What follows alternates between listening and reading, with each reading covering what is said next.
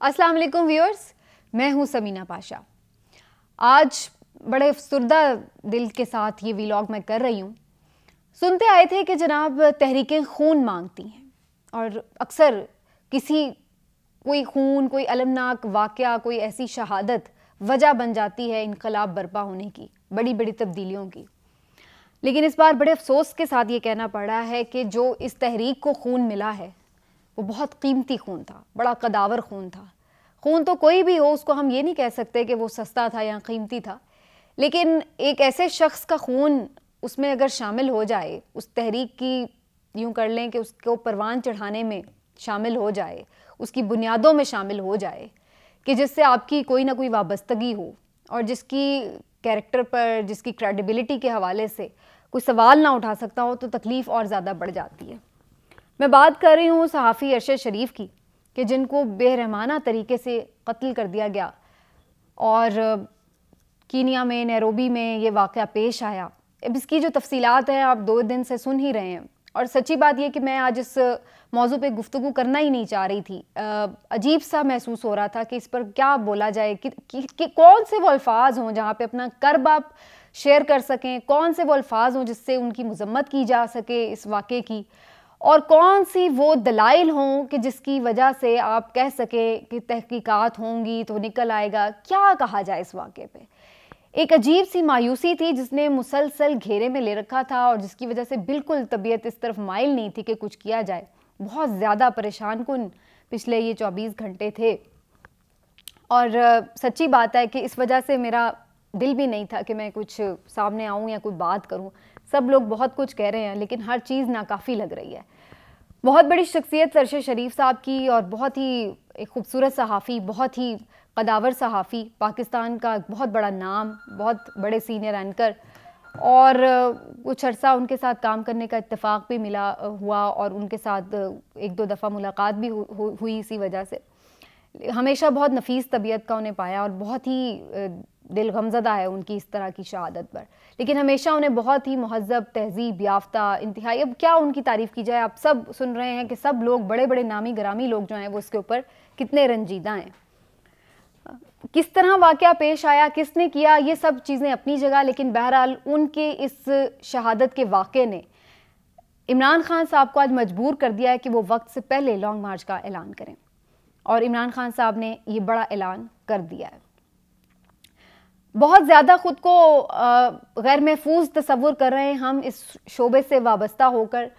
اور بہت زیادہ مایوسی اس لحاظ سے بھی ہے کہ ہم کون سے ملک میں رہ رہے ہیں کہ جہاں نہ تو کوئی ہمارے رائٹس ہیں، نہ جس کا کوئی فیوچر نظر آتا ہے۔ تو بہت ہی ایک مایوسی کی کیفیت جو ہے وہ دکھائی دے رہی ہے۔ تحقیقات کا مطالبہ ضرور ہو رہا ہے، لیکن سچی بات یہ کہ پتہ ہے دل کو کہ ان تحقیقات کا کبھی نتیجہ نہیں نکلے گا، اور جو پاورفلز ہیں اگر وہ اس میں ملوث ہیں تو پھر تو آپ بھول ہی جائیں کہ وہ کسی کیفر کردار تک پہنچیں گے۔ تو لہٰذا کیا تحقیقات کا بھی مطالبہ کریں، اور کیا کہیں کہ جی کیفر کردار تک پہنچائیں۔ سارا ایک جو تاریخ ہے وہ ہماری سامنے ہے۔ بہت ساری باتیں ٹویٹر پہ ہو رہی ہیں، بہت سارے اشارے کنائے، اور عمران خان صاحب نے بھی بڑے واضح الفاظ میں بتایا ہے کہ ارشد شریف صاحب کو تھریٹس تھے، اور وہ انہوں نے مشورہ بھی دیا کسی لیے کہ چلو آپ اس ملک سے چلے جاؤ، کہیں یہ برا وقت نکال لو اور اس کے بعد جو ہے واپس آنا، لیکن موت نے انہیں وہاں بھی جا لیا۔ اس حکومت کی جانب سے اب بہت زیادہ وہ دکھایا جا رہا ہے کہ جناب ہم جا رہے ہیں ریسیو کرنے، اور بڑے کوئی انتظامات کر لیے انہیں ریسیو کرنے کے، اور یہ وہ، لیکن بہت ہی شرم کا مقام ہے کہ آپ لوگوں نے پہلے ایسے حالات ہی کیوں پیدا کیے کہ کسی شخص کو جانا پڑا۔ آپ ہی کے مقدمات تھے، آپ لوگوں کے ہی ادارے تھے جو پہنچ رہے تھے بار بار، کبھی FIA، کبھی کوئی اور، جو ان کے دروازے پہ پہنچ رہا تھا، ان کی فیملی کو بھی پوچھ گچھ کر رہا تھا، ان کو بھی ہراساں کر رہا تھا۔ تو الٹیمیٹلی آپ نے اس کے اوپر زمین تنگ کر دی، اور اس شخص کو یہاں سے جانا پڑا۔ وہاں جا کے اسے کس نے مروایا، کیسے ہوا قتل، وہ ایک الگ بات ہے، لیکن پہلے تو اس بات پر بات ہوگی نا کہ آج جو آپ بڑے اس کے والی وارث بنے پھر رہے ہیں، تو آپ نے اس کے لیے حالات ہی ایسے کیوں پیدا کیے کہ اس کو اپنا گھر بار چھوڑ کر اپنی فیملی سے دور یہاں سے نکلنا پڑا، جانا پڑا۔ یہ ایک بہت بڑا سوالیہ نشان ہے ایک ایسے شخص کے لیے کہ جو شہیدوں کی فیملی سے تھا، جس کا بھائی شہید تھا، جس کا باپ شہید تھا، اور جو خود اپنے ملک اور مٹی کی محبت میں گندھا ہوا تھا، اور بہت تکلیف دہ یہ ساری صورتحال تھی جو یہ پیش آئی۔ لیکن بہرحال اللہ تعالیٰ ان کو غریق رحمت کرے اور ان کے لواحقین کو صبر دے۔ بہت ہی افسوسناک واقعہ، عمران خان صاحب بڑے واضح الفاظ میں یہ کہتے ہیں کہ اس قتل کے جو تانے بانے ہیں وہ یہیں رجیم چینج آپریشن سے کہیں جڑے پڑے ہیں، یہیں پر کہیں تانے بانے ملیں گے اگر تحقیقات کی جائے، کیونکہ یہیں سے انہیں تھریٹس بھی مل رہے تھے۔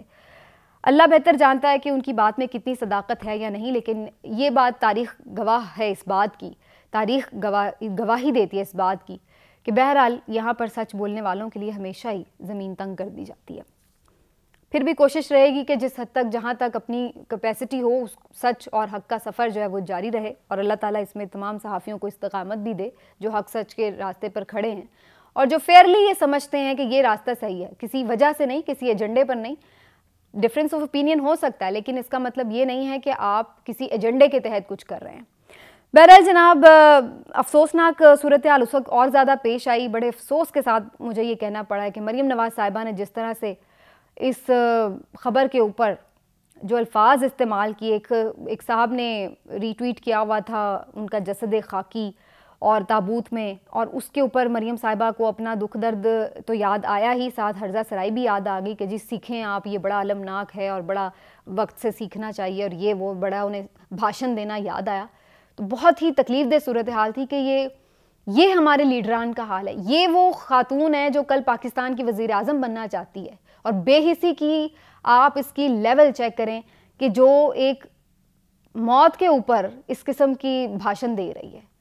مطلب آپ جب لیڈر ہوتے ہیں تو آپ کا تو ظرف بڑا ہوتا ہے، آپ تو کھلے دل سے چیزوں کو سمیٹ لیتے ہیں اپنے اندر، اور وہاں پر آپ اپنے پوائنٹ سکورنگ کے لیے آ جائیں، سکور سیٹلنگ کے لیے آ جائیں کہ جی فلاں وقت میں تو فلاں۔ حالانکہ ارشد شریف صاحب کے 20 ٹویٹس لوگوں نے ری ٹویٹ کیے ہیں کہ دیکھ لیجئے آپ، وہ تو دعا گو تھے، انہوں نے کبھی مذاق نہیں اڑایا تھا اس طرح کے معاملات پر، لیکن آپ لوگوں نے پھر بھی ایک تو اس قسم کے حالات پیدا کیے کہ وہ شخص وہاں جانے پہ مجبور ہوا، موت کو گلے لگانے پہ مجبور ہوا، اور اوپر سے اس پہ بھی ہرزہ سرائی پہ باز نہیں آ رہے، اور ابھی بھی اس طرح کی باتیں کر رہے ہیں کہ جی باقی لوگ سبق سیکھ لیں۔ کیا سبق سکھانا چاہتے ہیں آپ لوگ کہ کوئی بات نہ کرے آپ لوگوں کے خلاف، حکومت کے خلاف کوئی آواز اٹھا کے دکھائے، کوئی جرت کر کے دیکھے؟ یہ سبق سکھانا چاہ رہے ہیں آپ؟ کیا سبق سکھانا چاہ رہے ہیں؟ کیونکہ جو آپ بات کر رہی ہیں کہ جی ہرزہ سرائی کو مذاق اڑایا، انہوں نے تو کوئی مذاق نہیں اڑایا تھا، ہم نے تو ایسی کوئی چیز نہیں ان کی ٹویٹ پر دیکھی، نہ کوئی ٹائم لائن پہ دیکھی۔ افسوس کہ یہ رسوائی مریم نواز کے حصے میں آئی، افسوس کہ یہ رسوائی مریم نواز کے حصے میں آئی کہ جنہوں نے اپنے چھوٹے پن کا ثبوت دیا۔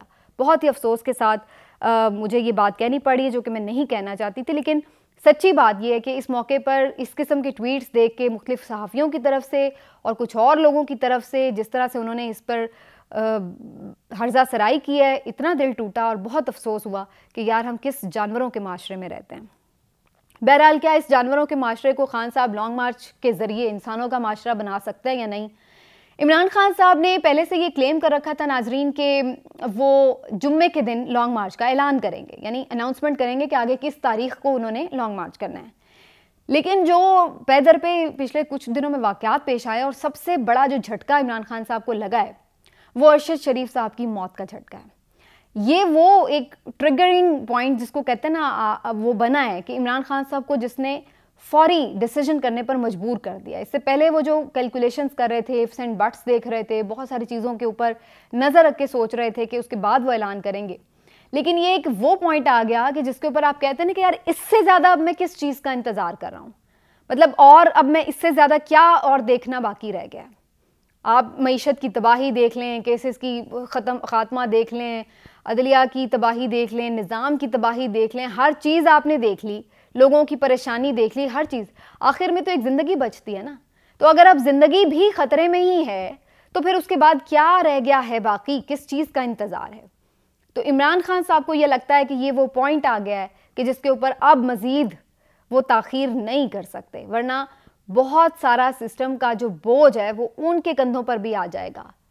اتنا وزن ان کے اوپر بھی آ جائے گا کہ آپ اپنی کیلکولیشنز میں، اپنی سیاست میں لگے ہوئے تھے اور لوگ مرنا شروع ہو گئے تھے، یہ حالات پیدا ہو گئے تھے، لوگوں کو ننگا کر کے مارا جا رہا ہے، لوگوں کو جیلوں میں بند کیا جا رہا ہے، لوگوں پہ انڈیو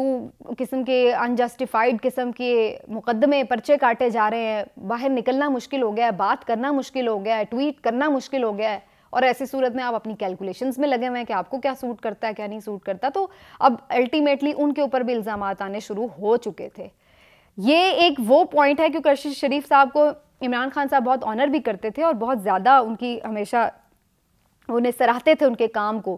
تو ان کو بہت جھٹکا لگا ہے, بڑی تکلیف میں وہ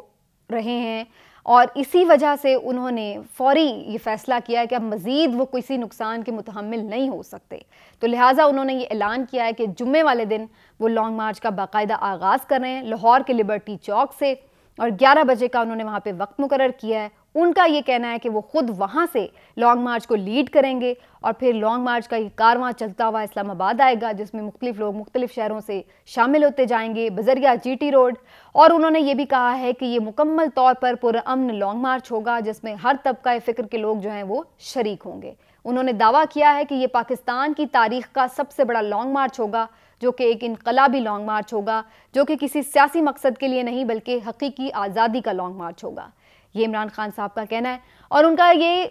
آپ سمبولک اس میں دیکھیے کہ لبرٹی چوک لاہور سے انہوں نے اس کا آغاز کرنے کا اعلان کیا ہے, اور لبرٹی چوک یعنی آزادی چوک ہے بیسیکلی, لبرٹی کا مطلب آزادی ہے, تو وہاں سے ہی انہوں نے اس کو چنا ہے. لبرٹی چوک یوں بھی کافی امپورٹنٹ ہو گیا ہے کیونکہ مختلف جو پی ٹی آئی کے پروٹیسٹ ہیں وہ ادھر ہوتے رہے ہیں, اور یہاں پر بڑی تعداد میں لوگوں نے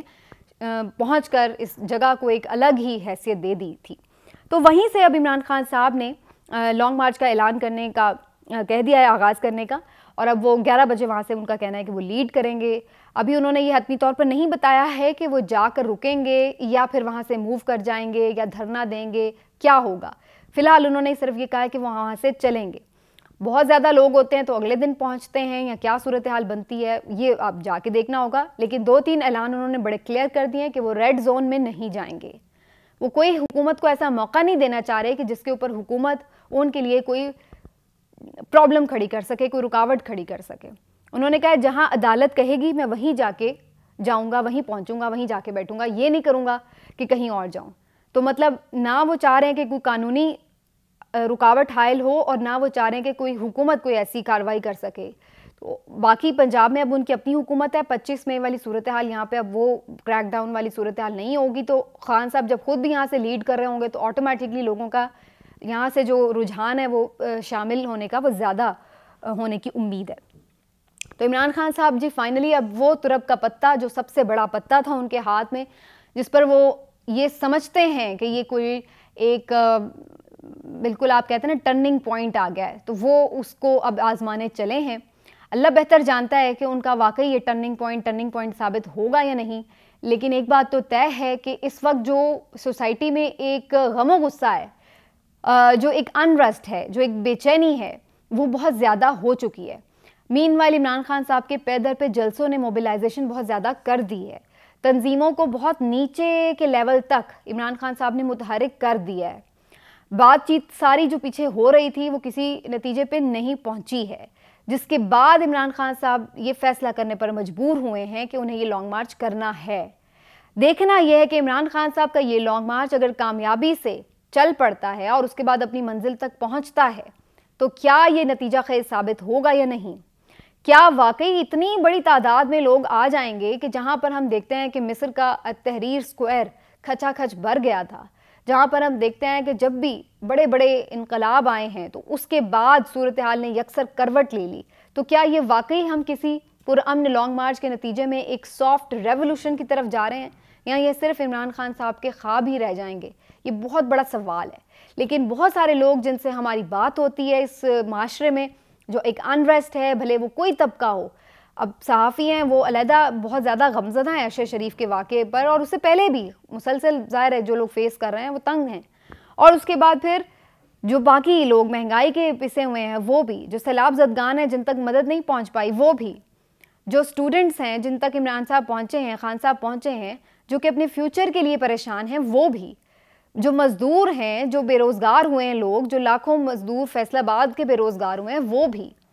بہت سارے ایسے طبقہ فکر کے لوگ جہاں تک عمران خان صاحب پہنچے ہیں, وہ تاجر برادری ہو, وہ انڈسٹریلسٹ ہوں, وہ بڑے بڑے لوگ ہوں, سب تک عمران خان صاحب نے اپنی آواز پہنچائی ہے. دیکھنا یہ ہے کہ اب رسپونڈ کرنے کا جب وقت ہے تو کتنے لوگ ان کی آواز پر لبیک کہتے ہیں. کیا واقعی ملک کسی سافٹ ریولوشن کی طرف بڑھ رہا ہے؟ کیا واقعی عمران خان صاحب کا یہ لانگ مارچ ایک بڑی تبدیلی کا پیش خیمہ ثابت ہو جائے گا اور پاکستان کو وہ حقیقی آزادی مل جائے گی جس کے خواب عمران خان صاحب نے دکھائے ہیں؟ یہ تو اب وقت ہی اس کا فیصلہ کرے گا, لیکن یہ ایک پاکستان کی تاریخ کا فیصلہ کن موڑ آ چکا ہے, اور ایسا دکھائی دے رہا ہے کہ کوئی بہت بڑی چیز ہونے والی ہے، کچھ ایسا ہونے والا ہے جو شاید اس سے پہلے نہیں ہوا ہے. اور اس میں پھر میں وہی کہوں گی کہ بس دعا یہ ہے کہ جو ایک خون بہہ گیا ہے، اللہ نہ کرے کہ اس کے بعد ہم مزید کوئی اور اس خون کو بہتا، کسی کے بھی خون کو بہتا دیکھیں. اللہ کرے یہ پرامن لانگ مارچ ہو، اللہ کرے کہ چیزیں بہترین انداز سے سیٹلڈ ہو جائیں پاکستان کے حق میں. لیکن پہلے ہی بہت زیادہ چھلنی ہے جگر، اور اس میں مزید کسی قسم کی بھی بے ایمانہ کارروائی صرف پیٹرول کو چنگاری دکھانے کے مترادف ہوگی. تو اس موقع پر اس حکومت کو بھی، اداروں کو بھی، ملک کے بڑوں کو بھی ہوش کے ناخن لینے ہوں گے. ہم پاکستان کی بہتری کے لیے دعا گو ہیں. انشاءاللہ آپ سے اگلے ویلاگ میں ملاقات ہوگی. اللہ حافظ.